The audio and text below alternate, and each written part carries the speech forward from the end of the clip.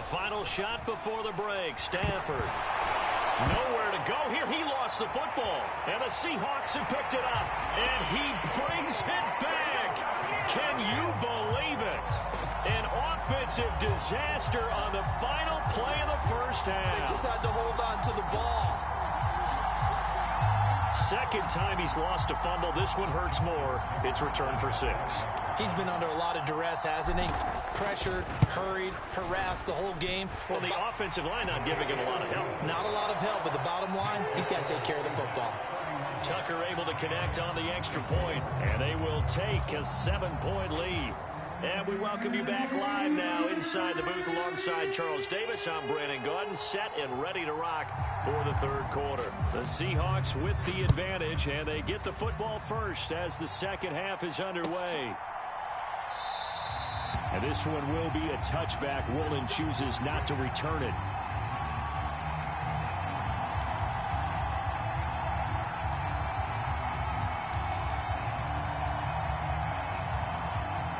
Coming their next drive, the Seahawks offense. As this offense takes the field to begin the opening drive of the second half, Charles, remember in that first half, good through the air and really all around an outstanding offensive performance. Absolutely. They reached the end zone several times. The passing game working awfully well, and most importantly, partner. Yeah, they went to the tunnel with a lead. They come back out with that lead. Absolutely. NFL coaches, we know they're perfectionists in a lot of ways, but they had to like what they saw in that first half. That one, a first down pickup of 8.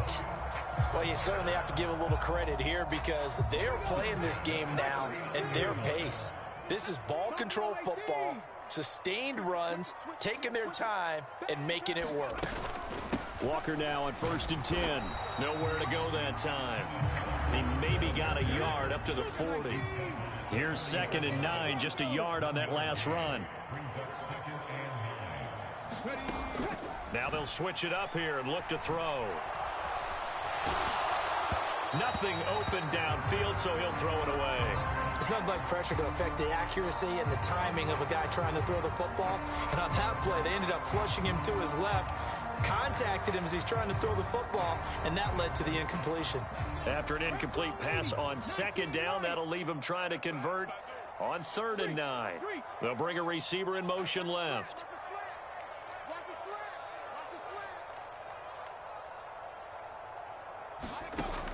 On 3rd down, he'll drop to throw. And for the 4th time tonight, it's an interception. And the Rams are going to take possession of the football. That is just what this defense was hoping for, an interception on the opening possession of this third quarter. Obviously didn't want to surrender a touchdown and fall even farther behind. And we've gotten to know this team a little bit, haven't we? Couldn't you just see their defensive leaders telling the offensive guys, telling the quarterback, don't worry, we got you to start things off. You take it from there.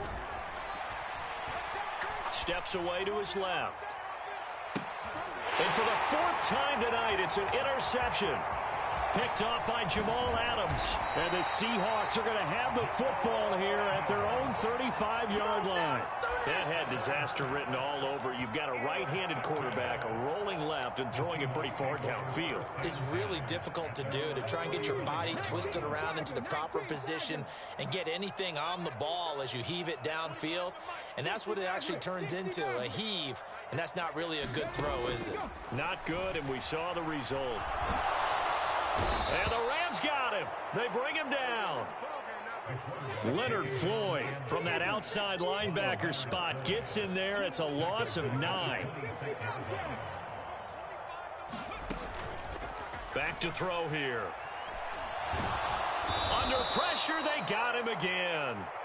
Leonard Floyd able to drop him that time for his 2nd sack of the evening. It has been a good game for them. They haven't been pressured very much today, but on back-to-back sacks, maybe the defense is starting to figure something out.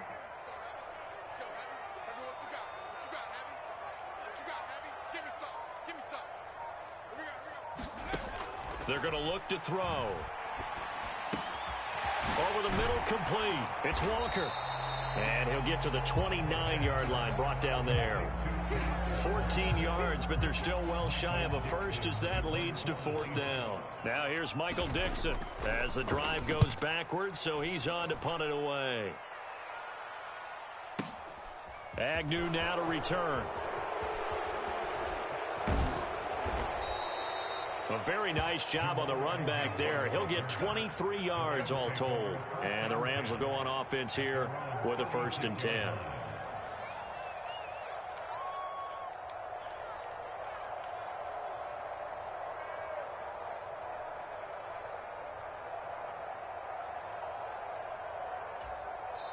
And now the Seahawks are going to take a timeout here on defense. It's just their first, so 2 remaining as they burn one here in this 3rd quarter.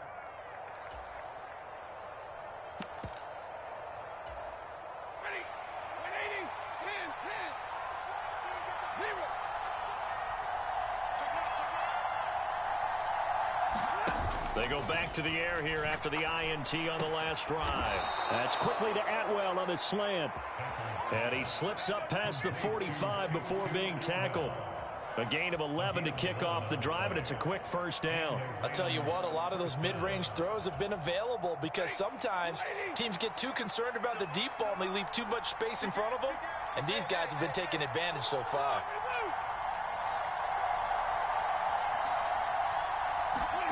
Now a play fake, and it's Stafford. This one swung out to Williams.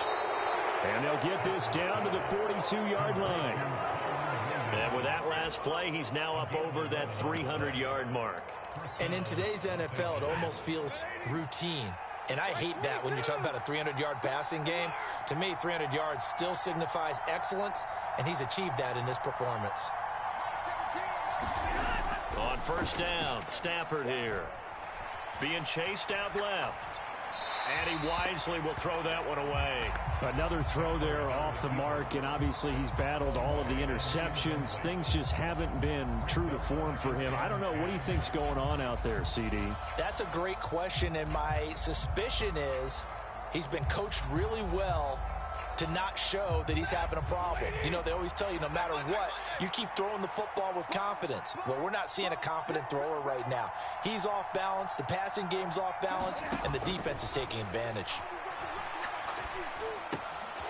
Here's a throw to his running back. It's complete. And that'll wind up moving the chains again as the tackle's going to be made at the Seahawks' 25-yard line. The Rams, they are on the move. They've got another 1st down.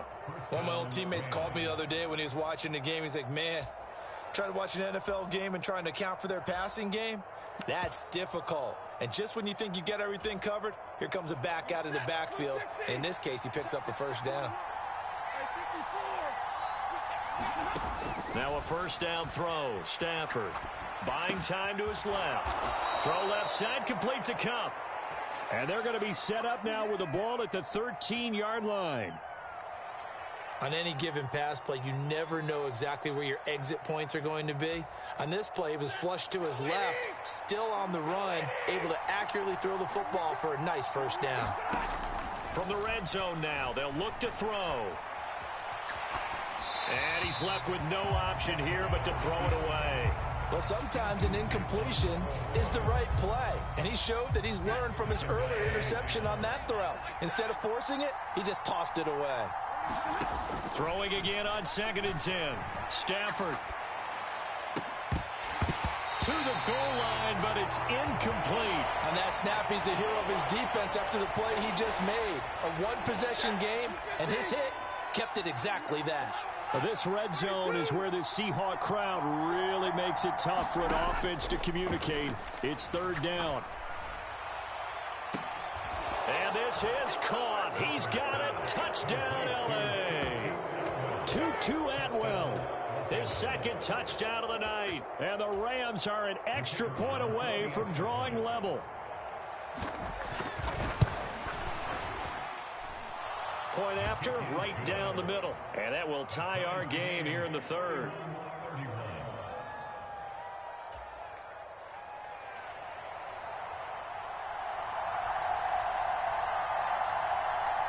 Nothing separating these two teams on the scoreboard as the kick's away here. And this one will be a touchback. Woolen chooses not to return it.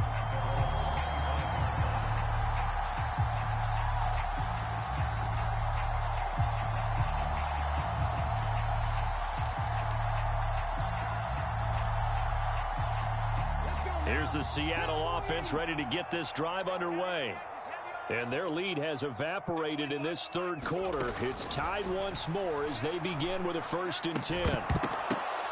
Now the first play of the drive there is incomplete. My first thought is surprise because that's one of the better tight ends around, and I've seen him pull in balls like this before. But how about a little credit to the defense forcing that incompletion?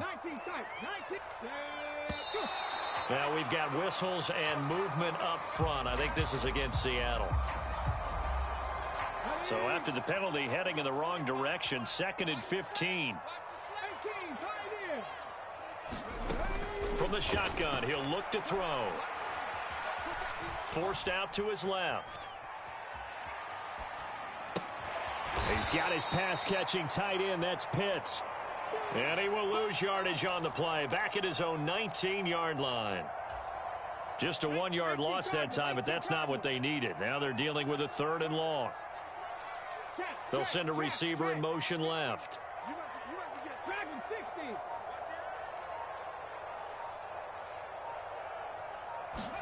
Now on 3rd and long, they'll look to throw. And that will be incomplete. I would dare say that these guys would have liked to have given their defense a little bit more rest since they gave up a touchdown their last time out. But alas, my man, that's not going to happen. Yep, they're going to have to grab those helmets, get right back out there. And here's Dixon to punt now as he gets this one away. On the return, here's Agnew.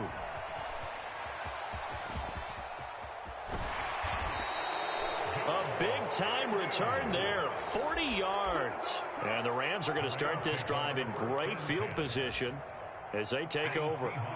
Line of scrimmage, the 31 now on 1st and 10.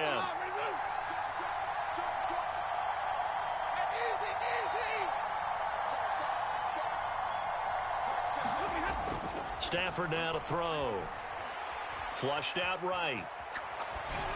And he'll just get rid of it. Oh, I saw this one with defensive eyes because even as he escaped the pocket and bought time, the coverage stayed tight. Nothing broke down. Throwing it away, that was his only option.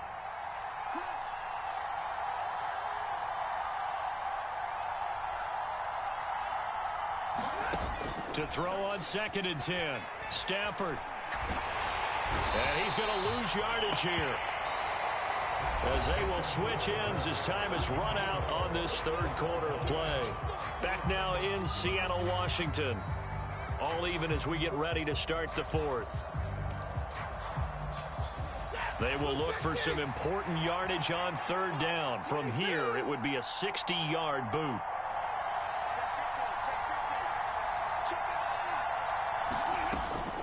Up the middle, it's Williams. And some good tackling there as he stopped up at about the 41. Give him a couple on the run as it brings up a 4th down. Here comes the Rams punter now, as he should be able to pin him back deep here with his first punt. Oh, it's a wobbler here. Fair catch called for and taken just inside the 10-yard line. Officially, that'll be marked down as just a 28-yard punt. And it'll be Seahawk football as they take over deep in their own territory. Coming to the line here to begin their next drive, the Seahawks offense. Excellent job by their defense to force the punt and provide them with this opportunity, all tied in the 4th quarter.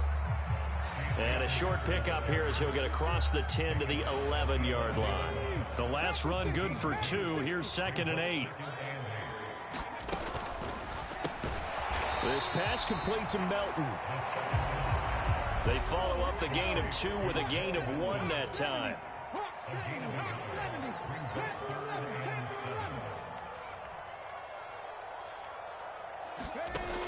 Out of the gun now on 3rd down. And able to get it across the 20 before they get to it. And a quick slant gets exactly 10, and by the nose of the football, they've got a 1st down.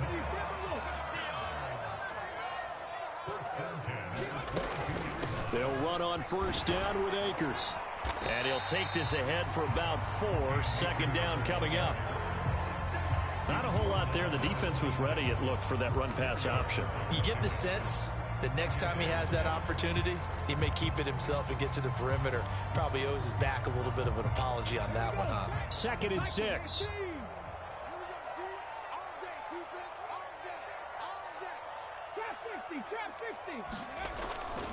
They'll look to throw. Oh, that'll be incomplete. Oh, he took a shot as he let that go. And it's going to bring up a 3rd down. And when you've thrown as many interceptions as he has in this one, you definitely start getting a little hesitant to throw the ball out wide because that's prime pick 6 territory. That time, he made sure the only guy who was going to catch it was sitting in the 3rd row. He's going to float this one deep right side. And this is going to be intercepted. Picked up by Jalen Ramsey. And the Rams are going to take possession of the football.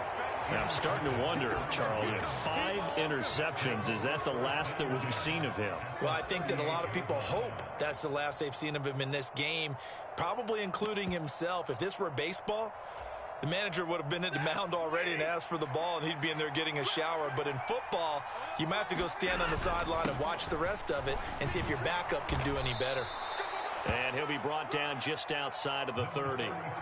It's a 7-yard carry to set them up with a 2nd and 3. Well, no matter how they phrase it, staying on schedule, staying ahead of the sticks, whatever you want to call it, 7 yards on 1st down, that fits the bill.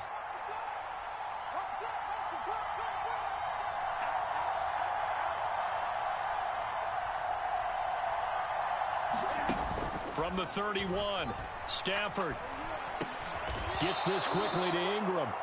And he's brought down here just outside of the 20. Clock running, under 4 to play now as they come up on 1st and 10. Up the middle they go. Middleton. And he is met at the line of scrimmage, and he goes down right there. No gain on the play there. 2nd down.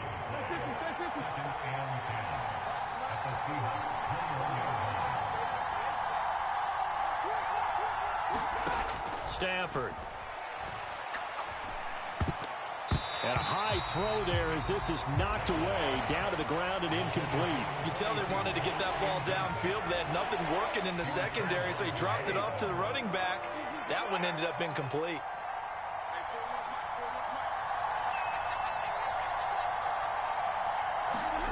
Throwing on 3rd down, Stafford. Dancing to his left. Nothing open downfield, so he'll throw it away. So now one of the biggest kicks of the night is forthcoming. This to break our 4th quarter tie. And his kick is good. And they have taken the lead here in the 4th quarter. So the drive here ends with a field goal. It does give them the lead, but this one's still certainly a long ways from over. It definitely puts a lot of pressure on your defense to hold the lead, right? They're happy to have it and happy to be out there trying to do so. But I know as a former player, in the back of their mind, they're thinking, why don't you score the touchdown and seal this thing?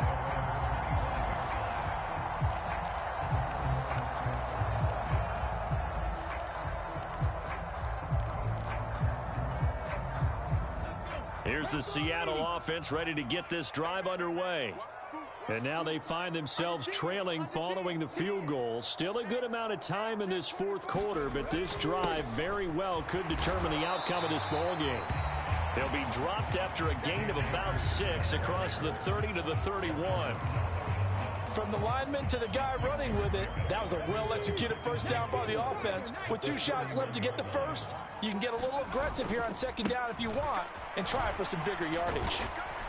And tackled down after a gain of 3. Leaves him with 1 yard to go on 3rd down. That's some good tackling there to keep him short of that yellow line. Yeah, defensively, all I'm thinking is that on that play, get me to 3rd down.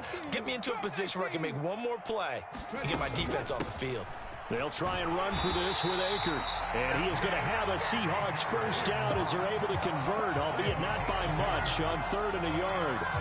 That right there, a good sign for a team that's had trouble converting 3rd down so far this year. They're in the bottom 5 in the NFL, but they come through there. Yeah, and I bet if we put our guy Marvin on the case and say, Marvin, tell us where they rank on 3rd and what, right? I bet they're in the top 5 in the league on 3rd and 5, 3rd and 6, 3rd and 7 or more, because that's how you end up not converting. Just too much yardage to pick up on 3rd down. So signs of life in what's been a dormant offense in this second half. Here's 1st and 10.